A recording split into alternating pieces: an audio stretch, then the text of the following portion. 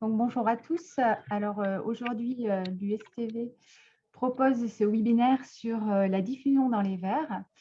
Alors, ces webinaires sont organisés tous les 15 jours. Et aujourd'hui, donc, c'est avec Ekaterina Burov et Nadia Pellerin. Alors, il y aura une première partie qui sera sur la diffusion et des applications de la diffusion à haute température. Donc, c'est Katia qui commencera à les exposer. Et puis après, Nadia, sur la partie plutôt applicative, basse température. Voilà, donc je vous laisse la main. Et puis, si vous voulez poser des questions, vous pouvez les poser dans le chat. Et puis ensuite, à la fin, nous conserverons à peu près une dizaine de minutes pour les questions. Voilà, merci. Bonjour à tous, merci d'avoir la possibilité de présenter notre travail et faire le résumé de ce qu'on peut faire dans la diffusion des vers. Comme a dit Sophie, c'est une avant-aperçu de l'école qui va être tenue à Fréjus de 3 à 8 octobre. Et ça, c'est ce que je vais essayer de vous présenter. C'est quand même le résultat de travail de notre équipe depuis plusieurs années et plusieurs collaborations. Donc, vous verrez à fur et à mesure de cette présentation les différents exemples de ce qu'on peut faire sur la diffusion des vers. Déjà, pourquoi on s'intéresse à la diffusion des vers? C'est une problématique qui est très large, sort complètement juste de question du verre, mais si on s'intéresse vraiment à l'industrie et la scientifique de ces aspects, dans le verre, c'est plutôt, on peut parler des mélanges des verres, des séparations des phases, nucléation-croissance. Au niveau industriel, c'est interaction entre réfractaires et les fours. Ça peut être traitement de surface comme le trempe chimique ou même élébration des couches fines sur la surface des verres qui sont impactés, soit voulus, soit subis par les différents mécanismes de diffusion. Il y a beaucoup de choses qu'on peut retrouver dans la littérature et dans les cas concrets industriels. Les espèces d'interaction sont très différentes. Ça peut être liquide, solide, ça peut être non seulement amorphe, mais amorphe cristallin, et bien sûr les systèmes hétérogènes. Aussi, il faut tenir compte que la diffusion se passe entre large gamme de températures, des distances et des durées. Donc, ça peut être de quelques secondes quand on parle des couches fines sur la surface des verres, à quelques milliers des années si on parle à l'échelle géologique. Et tout ça pose la question, est-ce qu'on peut vraiment avoir la même compréhension et la même vision des choses? Si on parle plus concrètement de choses industrielles, des verres plats comme exemple, là, on peut retrouver de nouveau l'interaction et des process de diffusion, donc à toute l'échelle de fabrication du verre, en commençant par l'interaction avec les matières premières ou la fabrication de verre flotte sur le bain d'étain. Donc là, on a justement l'exemple d'interaction hétérogène entre le métal d'étain liquide et notre verre en train de refroidir. Et aussi, plus après, tout ce que post-traitement des verres plats, comme le dépôt des couches minces ou bombage des verres de pare-brise.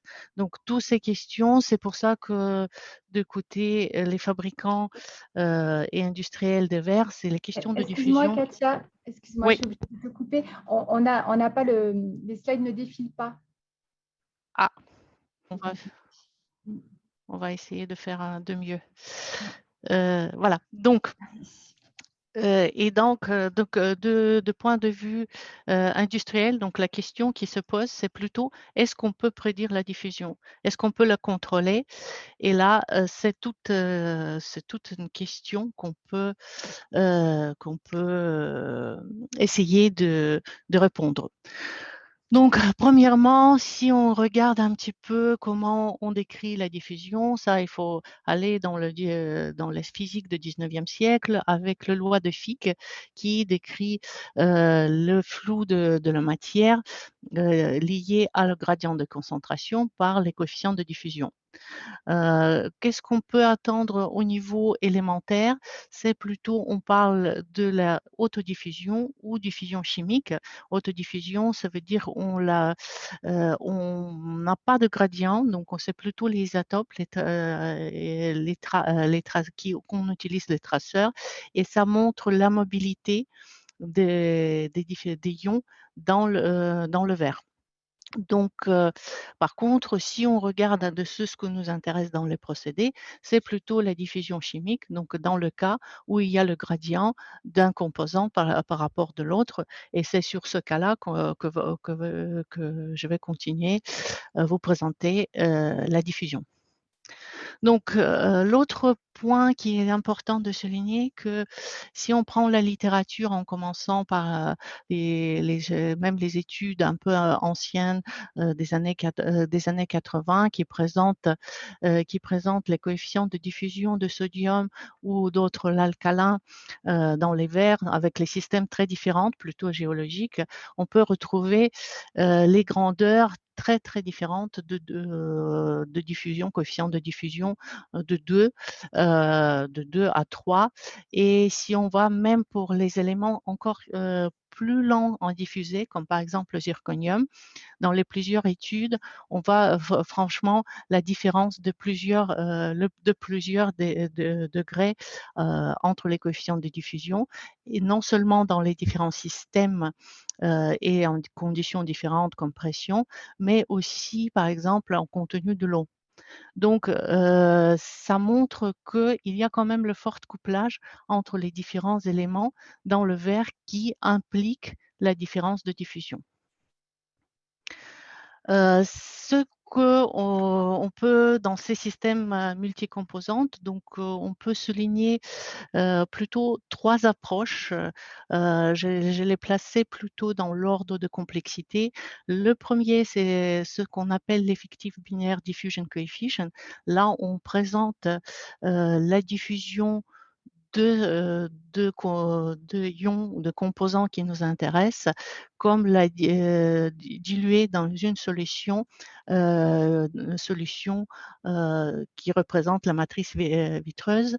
Et dans ce cas-là, on dit que c'est que le gradient de ces éléments qui va impacter le coefficient de diffusion et l'efficacité de diffusion de ces éléments. Après, donc, pour aller plus dans les compréhensions physiques, parce qu'il y a aussi l'impact des différentes forces qui peut être appliqué, pas que le gradient de concentration, ça peut être les forces de température, de pression, potentiel électrique ou les contraintes mécaniques, mais surtout, on peut voir ça comme les forces chimiques, donc à travers les potentiels chimiques. C'est ce que représente le modèle de Soninger, qui permet justement d'appréhender l'interaction entre les différents éléments dans le système à travers ces forces chimiques. Et plus aller donc dans les systèmes encore plutôt voir en forme des réactions ou l'échange entre les différents ions pour mettre en évidence cette interaction. Ça, il faut voir les travaux qui ont commencé dans les années 90 avec Charles-Boratti, qui présente la diffusion non linéaire dans le système en forme de réaction d'échange, comme c'est par exemple ici le cas entre l'échange dans le système ternaire aluminium, silice et calcium. Donc, si on regarde un petit peu l'approche de diffusion d'effectifs binaires, ça c'est l'exemple que je vous présente, c'est un système quaternaire NCZ, donc alumine soda calcique avec les différentes teneurs de zirconium. Et c'est ce qu'on a essayé de faire dans cette étude, c'est de regarder comment échange sodium avec le calcium, donc c'est les espèces les plus mobiles dans le système, avec les différentes teneurs de zirconium. Donc le graphe première à droite présente la variation, justement le profil de diffusion de sodium dans le système en fonction des différentes teneurs de zirconium, et on peut constater que un coefficient de diffusion effectif binaire de sodium, il varie très fortement avec la concentration de zirconium. Donc ça montre que dans ce cas-là, donc les coefficients binaires définis dans une matrice, dans une condition, difficilement ou transportables sur d'autres systèmes, où il faut d'avoir une sorte de loi qui permettra justement de les transmettre l'un vers d'autres concentrations de zirconium. La même chose, donc l'autre limite de ces coefficients binaires, c'est que par exemple dans publication de Goa et Zhang, on peut voir que le coefficient pseudo-binaire de la silice, ça dépend non seulement de la concentration, mais surtout avec quels d'autres éléments il y a l'échange. Par exemple, si vous regardez l'échange entre silice et sodium qui présente coefficient 44, tandis que, par exemple, si on va parler de silice avec aluminium, c'est l'échange coefficient de diffusion, c'est 15,7 micromètres carrés par le seconde. L'autre chose aussi qu'on peut dire sur les coefficients pseudo-binaires, c'est leur incapacité de décrire les phénomènes comme les profils à pile de diffusion. Qu'est-ce que c'est les profils c'est les apiles de diffusion. Donc là, c'est deux exemples dans le système ternaire silice aluminium calcium et la quaternaire silice aluminium calcium sodium. Dans le premier cas, donc on a le contre-gradient d'aluminium. Donc, au début, la concentration de l'aluminium est constante. Donc, on refait l'échange entre silice et calcium dans le premier cas. Et suite à la diffusion, on a variation de la concentration de l'aluminium le long le profil de diffusion.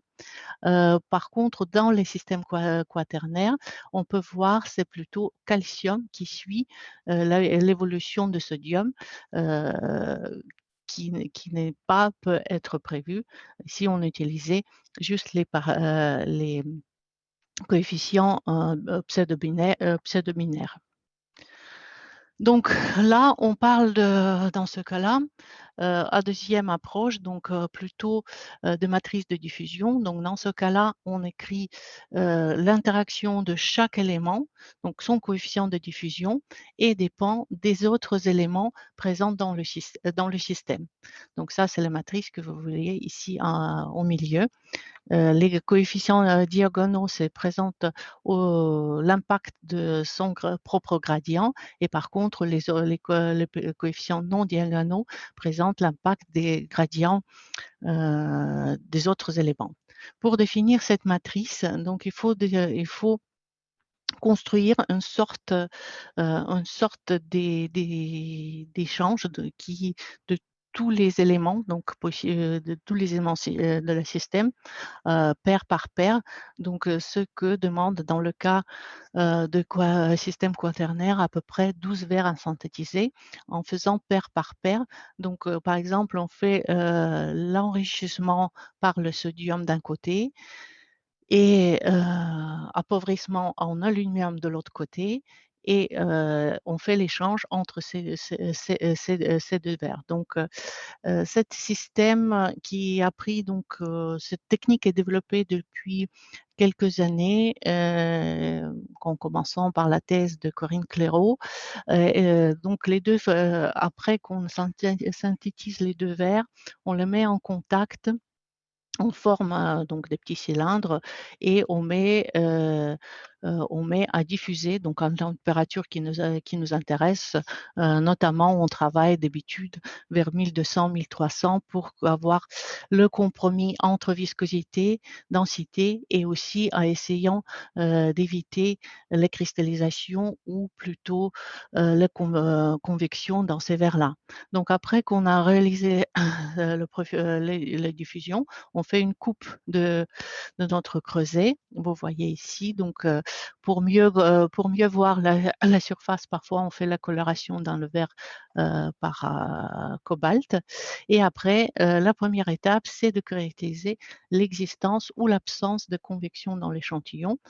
Pour ça, on peut utiliser les techniques de MEB ou le Raman qui permet aussi la cartographie assez rapide de mouvements de convection, comme vous voyez ici à droite en bas, ou voir et identifier assez précisément l'interface de diffusion.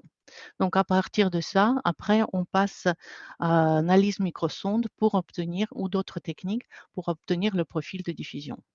Donc là, c'est justement présente ce slide, les profils de diffusion dans le système quaternaire obtenus par ces méthodes. Donc la première chose, on peut voir que si on compare les trois échanges en haut qui impliquent sodium, elle est plus étalée que, par exemple, l'échange qui implique les formateurs du réseau. On peut voir aussi qu'il y a les profils qui contiennent les apiles de calcium, par exemple, au moment d'échange de les silices et du sodium. Et à partir de ça, on parle des traitements des données, le feed des données. Donc, c'est les discussions et les TP qui sera aussi dans le cours de l'école de Fréjus, discuter plus en détail. On obtient la matrice de diffusion. Et là, la première information qu'on peut faire avoir l'information sur la diffusion dans ce système-là, c'est en regardant les différents coefficients et leur rapport. Première chose, on peut voir facilement que le coefficient de sodium, donc son propre gradient, est plus important de toute la matrice. C'est ce qui n'est pas étonnant que c'est les éléments les plus mobiles. C'est ce qui est intéressant de voir, c'est le paramètre hors diagonale de l'impact de gradient de sodium sur le gradient de calcium, qui est très importante, même plus important que propre gradient de calcium lui-même. Donc ça, c'est encore une fois, montre que cette approche est plus sensible que, par exemple, juste les traitements avec les coefficients binaires. Après, on peut aussi voir que le faible couplage d'aluminium avec les autres gradients. Pour aller plus loin, de cette interprétation et que la compréhension pour aller avancer vers justement les mécanismes des possibilités de prédire et de sortir juste des domaines des manips, on peut passer à un système de diagonalisation de cette matrice de diffusion et la caractériser en forme des valeurs propres et vecteurs propres. Donc, les vecteurs propres, dans ce cas, il va nous donner les directions où on peut dire les réactions d'échange qui se passent qu'on peut interpréter les diffusions dans cette système, et les valeurs propres vont donner la fréquence de ces échanges et caractériser la cinétique de la diffusion. Donc, si on va dans l'ordre d'importance, donc on voit que la première réaction qui est avec un très fort coefficient d'échange, c'est sans surprise l'échange entre les alcalins, donc le système de sodium entre calcium. Deuxième vecteur propre, c'est plutôt calcium qui l'échange avec le formateur du réseau, avec aluminium et la silice. Et la troisième, qui est plus faible, c'est plutôt l'échange entre aluminium et calcium qui est en voisinage de la silice. Donc, il y avait plein de littérature, donc des données sur les différents systèmes. Donc, aussi, c'est regroupé tout ce qu'on peut trouver en littérature. Donc, c'est les systèmes souvent assez loin des verres industriels, mais qui donnent quand même beaucoup d'informations sur les réactions d'échange, leur ordre et leurs valeurs propres. Donc, on commence à avoir une base assez étendue pour pouvoir aller plus loin dans l'interprétation de ces réactions d'échange. Donc, si on les regarde tous ensemble, on peut les classer donc en 3 réactions qu'on va retrouver tout le temps. Donc, soit donc si on prend le diagramme pseudo-binaire, d'un côté la silice comme la base, d'autres alcalin, alcalin neuteux et sur le troisième axe, les deuxièmes formateurs du verre. Donc la première réaction, c'est toujours qui va gouverner et qui sera la plus importante, c'est l'échange entre sodium et calcium ou d'autres alcalins si on n'a pas de sodium. Deuxième, c'est la réaction qui va impliquer donc l'échange entre les modificateurs, les alcalins, avec un formateur du réseau. Et c'est ce qui va vers plutôt réaction dépolymérisation du réseau. Et la troisième, c'est plutôt l'envers. On a d'un côté le formateur et les modificateurs du réseau qui va s'échanger avec un deuxième formateur, ce que nous amène plutôt à polymérisation du réseau. Donc, on a 3 mécanismes, polarisation, dépolymérisation et l'échange entre les alcalins qui probablement n'impliquent pas le changement de connectivité dans le réseau. L'autre question, on peut se poser maintenant, qu'est-ce qu'on peut apprendre sur la cinétique de diffusion? Et là, donc là, je présente les résultats plutôt pour le système borosilicate, donc qui sera plus discuté aussi par Sophie Schoeller pendant le cours à Fréjus. Qu'est-ce qu'on voit ici? Donc on voit la forte dépendance des valeurs propres avec la température. C'est ce que n'est pas étonnant. Donc plus on augmente la température, plus la diffusion va se passer rapidement. Mais c'est ce qui est intéressant de constater que si on trace plutôt l'activation de ce processus avec l'équation des rings au niveau de viscosité, donc contrôlée plutôt par aspect macroscopique, la viscosité de système, et d'autre côté la conductivité et la conductivité ionique dans le système, c'est la courbe bleue. Donc, on voit que les variations des coefficients, des coefficients des valeurs propres des échanges dans ce système, donc on a 2 échanges, ils sont contrôlés plus par le viscosité. Et on parle de haute température, c'est ce que par contre à basse température, on est décalé de cet échange, de cet impact de viscosité, on va plutôt augmenter l'impact de conductivité ionique dans le système. Donc ça nous emmène sur notre graphe à droite qui permettra justement d'utiliser donc l'équation des rings pour voir les échanges dans les systèmes différents et qui permet à haute température de prédire ou au moins d'avoir la première estimation de ces valeurs propres d'échange qu'on peut retrouver dans les systèmes. Donc, ça regroupe pas mal, non seulement dans les systèmes borosilicates, mais aussi dans les systèmes soda calcique et soda calcique aluminium. Voilà, donc maintenant, si on se pose la question, c'est bien, on commence à voir possibilité de réfléchir et de prédire et de construire avec ces vecteurs propres des modèles, jusqu'à où on peut aller. Donc, pour ça, une expérience qui a été faite intéressante, c'est de dire donc la zone verte, c'est le système où on a défini notre matrice, donc ça plutôt dans le vert, donc ça c'est les systèmes quaternaires qui contiennent silice, aluminium, calcium, sodium et zirconium. Et on se posait la question, qu'est-ce que ça va donner si on pousse notre échange à aller vers le zirconium pur, comme par exemple dans les réfractaires ou les différentes concentrations de zirconium on peut retrouver. Donc, si on met en contact notre verre, soit riche en aluminium, soit moins riche en aluminium, avec ces différents réfractaires,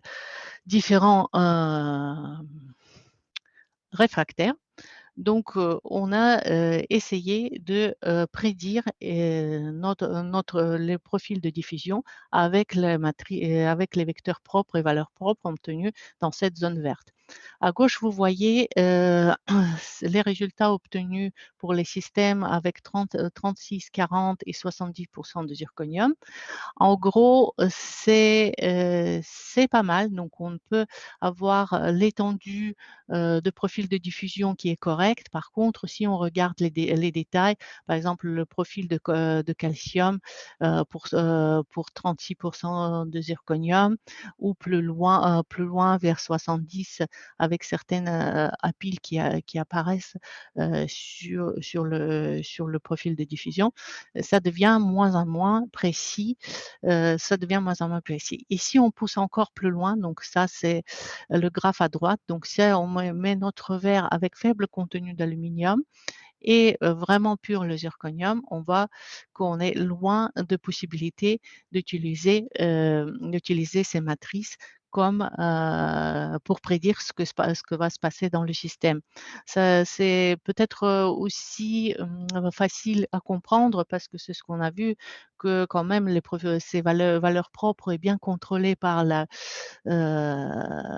viscosité et la viscosité de la système. Et il va changer le long de profil de diffusion avec les fortes viscosités, avec les hauts contenus de zirconium. Et si on va vers le vert, la viscosité, il va être plus faible.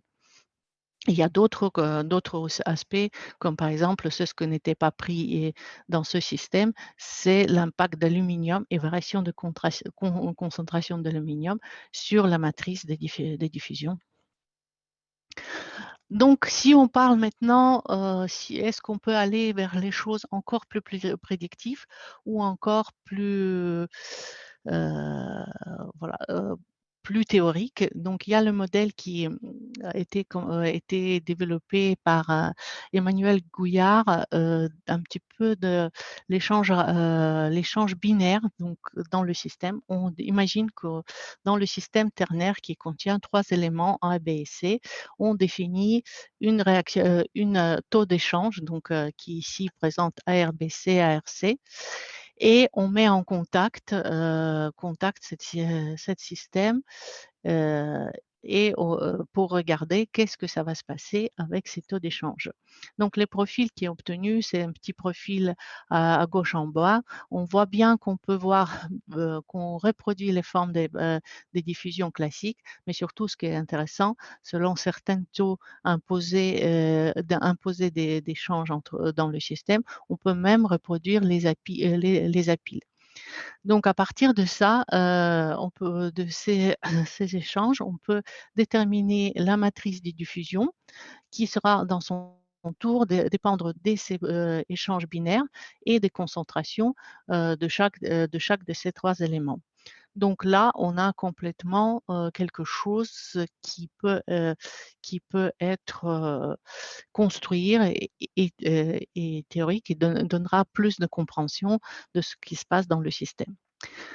Donc, c'est ce qu'a fait aussi Emmanuel, c'est donc prendre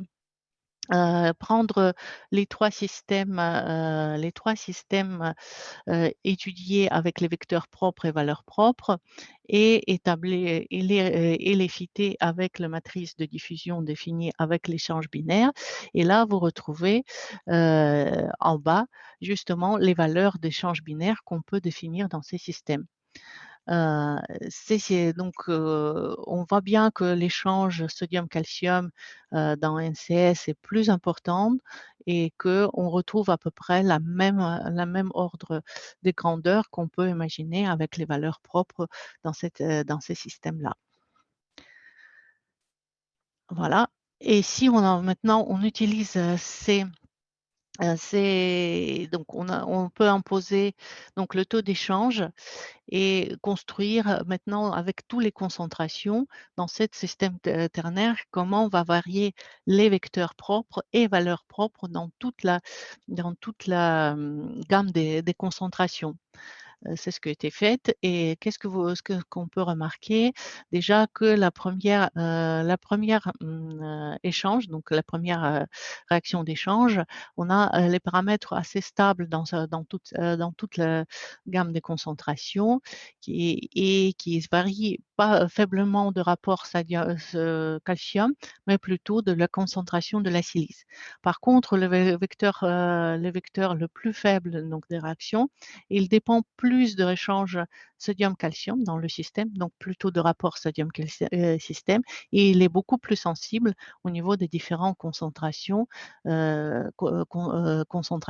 Donc, cet modèle, il permettra construire et adapter certaines ces valeurs des vecteurs propres et des valeurs propres pour regarder les systèmes qui n'étaient pas étudiés dans le cadre de définition de la matrice expérimentale. L'autre aspect qui est très important et dans laquelle il faut aller donc pour comprendre plus finement ce qui se passe dans le système, c'est coupler les analyses chimiques, donc de composition, avec les analyses structurales. Et ça, c'est à différentes échelles, macroscopiques, micrométriques et nanométriques. Plus on va vers les choses fines, plus on a besoin de techniques assez poussées. Donc ça, on peut commencer pour avoir les informations importantes le long de profils de diffusion avec les analyses structurales RMN ou Raman, et après, on peut aller vers choses plus complexes, mais qui est connue dans les verres avec XANES et XAFS, et tout nanométrique, ça c'est plutôt si on parle des diffusions à l'échelle par exemple, des couches minces ou à l'extrême surface du verre. Donc là aussi, vous allez, dans notre école, on va consacrer toute une partie des cours et des TP sur ce sujet. Par exemple, donc il y avait partie de cours donnée par Hervé Montigou, et justement l'une des discussions qu'on peut y avoir, c'est si on a selon les coefficients de diffusion qu'on peut avoir dans le système, donc l'échelle de diffusion n'est pas la même, et ça veut dire que les techniques d'analyse qu'on doit utiliser ne seront pas les mêmes non plus. En plus, c'est ce que donc si on fait juste la vision globale avec les profils de concentration, on ne pourra pas prendre en compte tout ce que l'échange mineur d'autres éléments ou leur environnement autour le long de profils de diffusion. Donc justement, la démonstration de ces aspects, c'est ce qu'on avait développé avec la collaboration avec SEMTI, c'est l'analyse le long de profils de diffusion par le Raman, et vous voyez donc la variation, donc les profils, les spectres Raman à gauche entre les deux verres, par exemple enrichis en aluminium et en sodium. Donc les variations est assez faible entre ces deux verres-là, mais qui sont suffisamment pour pouvoir caractériser le long de profils de diffusion les variations qui peuvent se suivre, comme vous voyez sur un diagramme à droite en bas. Si on peut aller plus loin aussi au niveau des différentes analyses statistiques de ces profils, notamment par exemple avec non-matrix factorization analysis, c'est les résultats présentés au milieu qui présentent les spectres Raman comme la combinaison linéaire des différents sous-spectres. Et là, on peut suivre chaque de ces sous-spectres liés à différentes variations des compositions à l'intérieur de notre verre.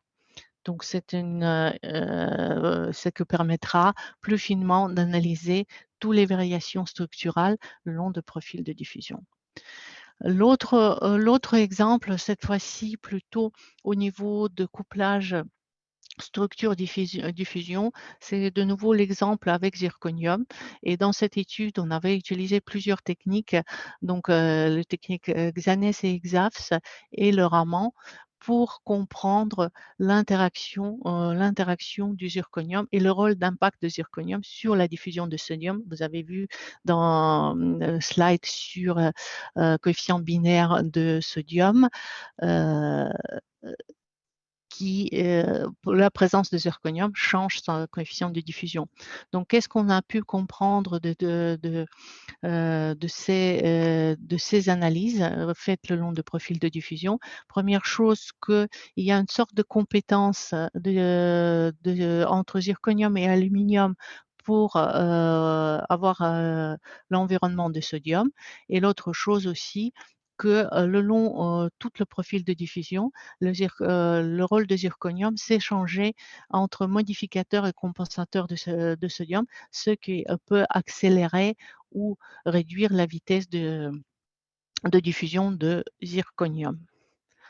Voilà, donc c'est pour conclure que diffusion dans un verre fondu à haute température, c'est un processus très complexe qui implique non seulement les éléments qui nous intéressent, mais tout son environnement et structural et chimique autour. Cette vision juste macroscopique n'est pas souvent suffisante pour comprendre et surtout prédire les phénomènes. Et on commence, je pense, à aller vraiment vers les modèles prédictifs avec tout le travail qui a été fait. Et il y a encore beaucoup de choses à faire. Et si vous êtes intéressé par le sujet, donc il y a l'école qui va se tenir en octobre à Fréjus, et je laisse Nadia vous parler plus de l'école et des diffusions plutôt à basse température qui sont aussi très importants. Merci. Merci Katia. Donc, on passe directement à l'exposé de Nadia et puis on verra les Oui, questions par la suite.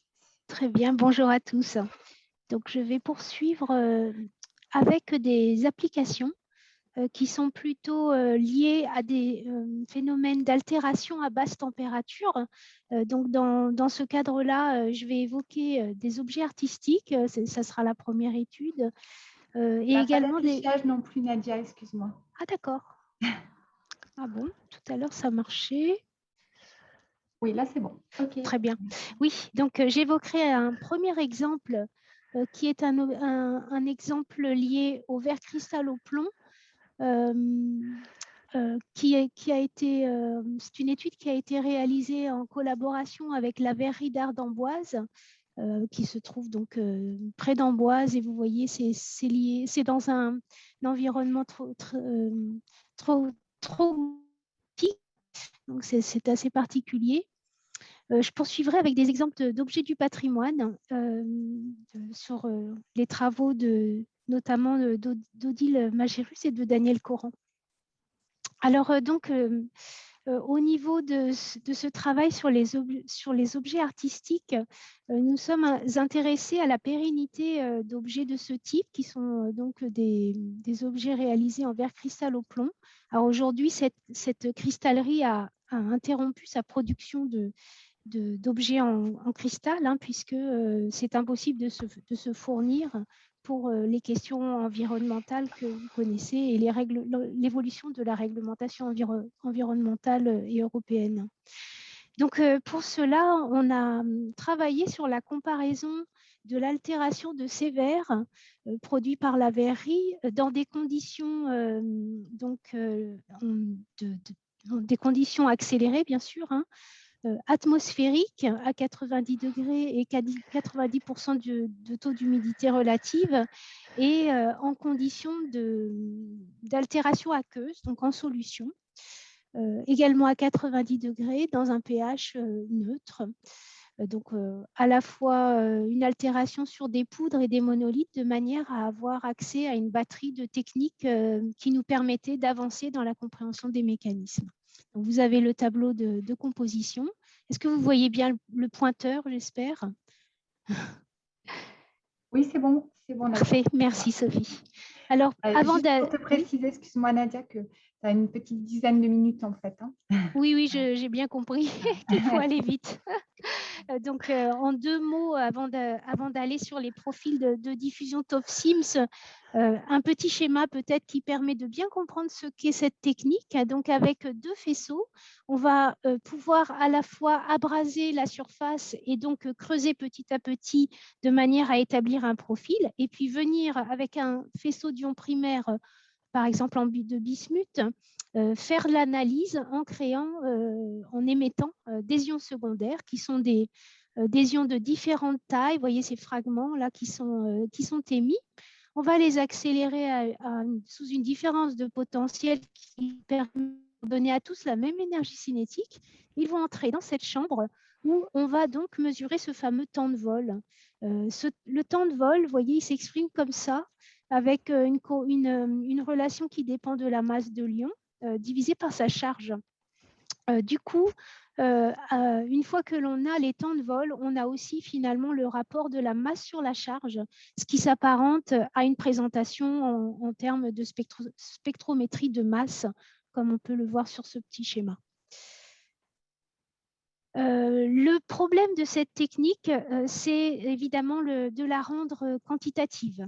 C'est tout le problème avec des instabilités de faisceaux, des problématiques de matrice.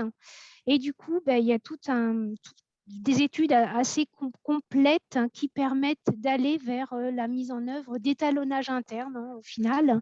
Je ne vais pas rentrer dans le détail, mais avec ici la présentation de l'écriture de la fraction atomique, on tient compte finalement des fractions atomiques d'un échantillon qui nous sert de référence. En l'occurrence, c'est le verre non altéré et qui va jouer le rôle d'étalon interne par rapport aux intensités de SIMS, enfin aux intensités produites par le détecteur. Alors voilà quelques exemples de profils SIMS. De TOF-SIMS, donc dans la comparaison de ces échantillons altérés, soit en conditions aqueuses, soit en conditions atmosphériques, sans aller trop dans la description, mais vous pouvez constater, au moins sur les images du haut, vous pouvez constater des différences assez fortes.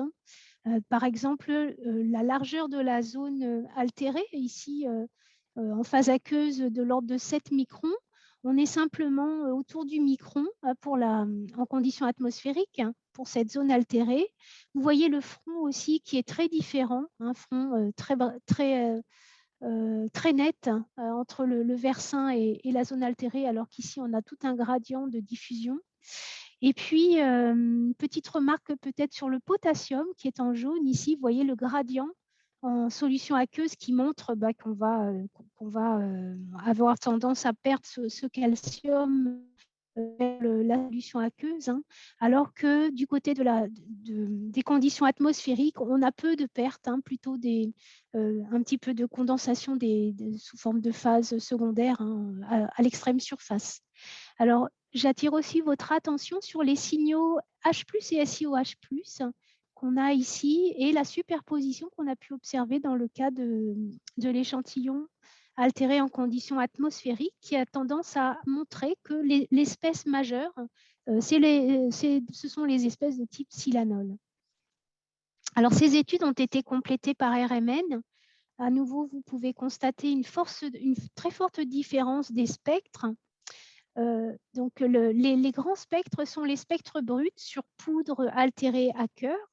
Et puis, pour se débarrasser du signal dominant qui est le signal de l'eau, on a fait un petit traitement thermique à 90 degrés et on a donc récupéré ces deuxièmes signaux ici qui sont plus bas. Vous pouvez constater la différence au niveau de l'étalement en déplacement chimique, qui montre une distribution des environnements qui est très différente dans ces deux échantillons, et notamment d'une grande part d'espèces SiOH.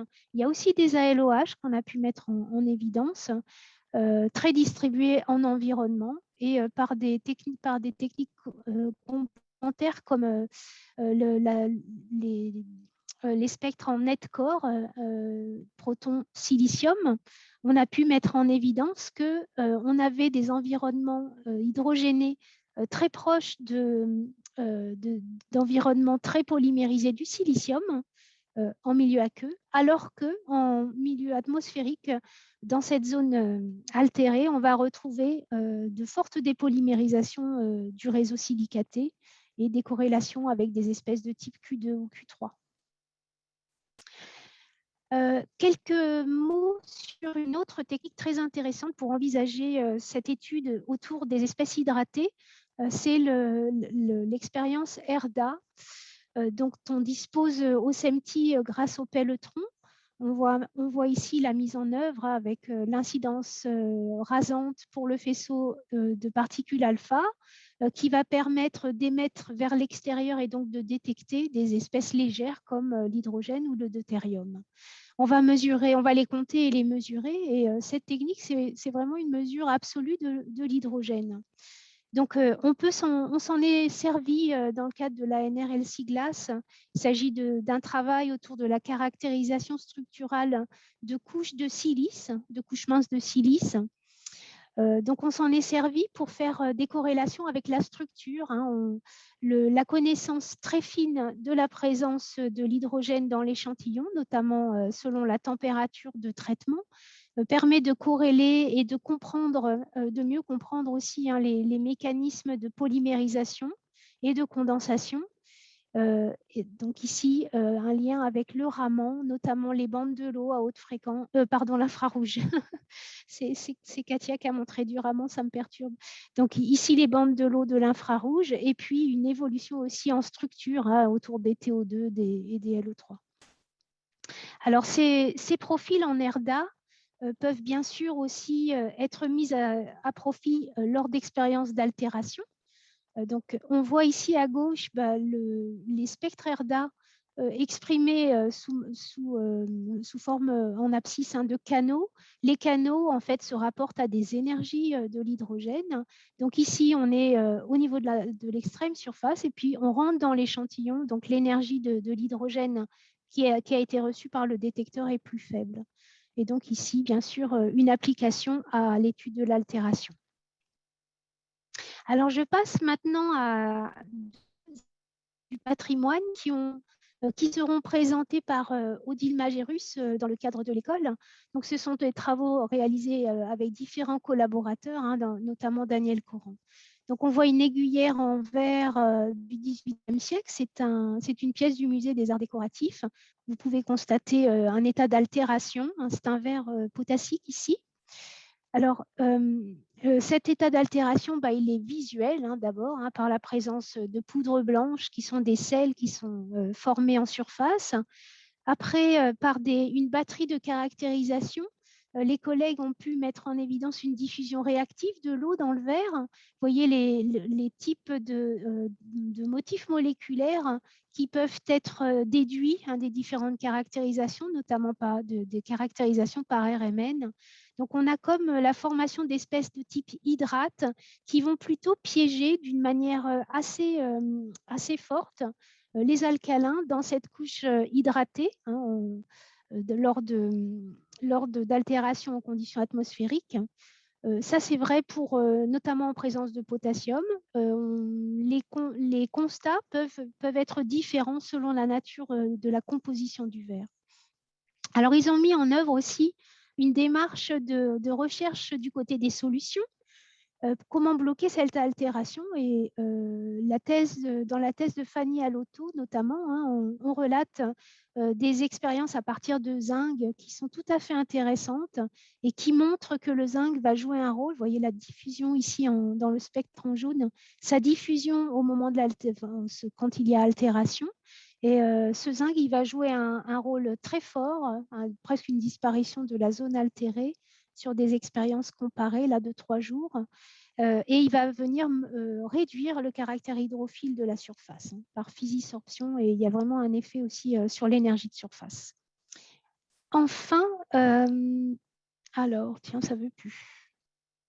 Ah, voilà autre chose, ça ne veut plus défiler là.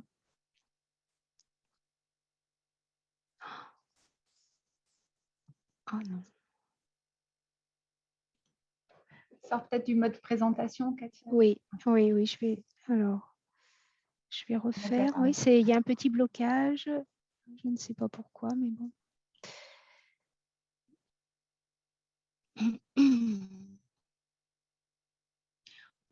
On n'a plus trop de temps pour...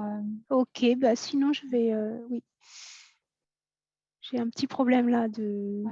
C'est mon ordinateur qui fait des siennes là du coup.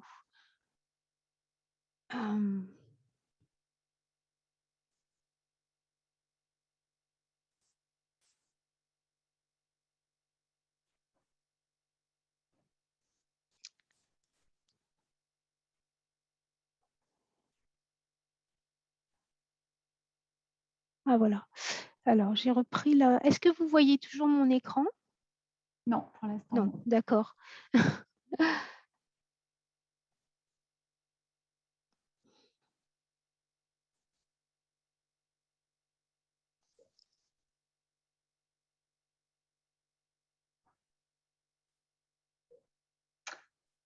Je vais passer à quelques mots sur l'école.